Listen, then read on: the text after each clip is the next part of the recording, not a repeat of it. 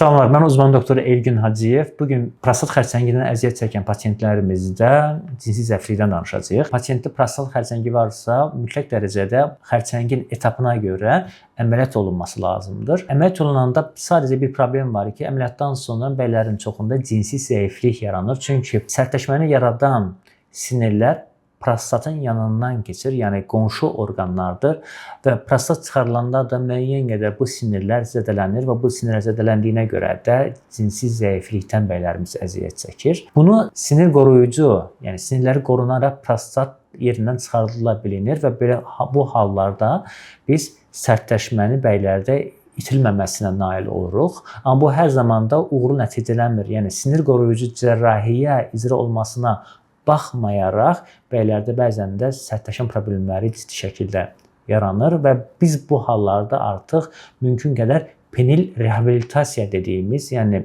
cinsi orqanın reabilitasiyasını icra edirik. Burada biz zərbədalı terapiyalarıdır, penis injeksiyalarıdır, vakum pompaları ilə penisə süni şəkildə qanın doldurulmasıdır və eyni zamanda da sərtləşdirmə iynələri istifadə edərək oradakı sinirlərin təkrardan bərpasına nail ola bilirik. Bu halları biz sadəcə olaraq sinirin, yəni sinir qoruyucu cərrahiyyədən sonra cinsi zəifliyi olan pasientlərimizi icra edə bilirik.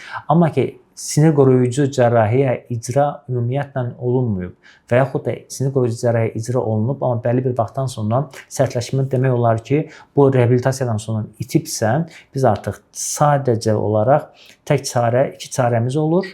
Birisi sərtləşdirmə iynələri, yəni mütəmadi olaraq münasibətdən əvvəl cinsi orqana bir incə iynə vasitəsilə dərman yeridilir və bu dərman orada süni sərtləşmə yaradılır. Bunu təqribən həftədə 3 və yaxud da maksimum 4 dəfə icra etmək olur. Çox icra olunduğunda bəzi fəsadlara səbəb ola bilir. Axırıncı variant isə penis protezidir. Yəni bu cinsi orqana penis protezi qoyularaq artıq əvvəlki sərtləşmə təkrardan bərpa oluna bilinir.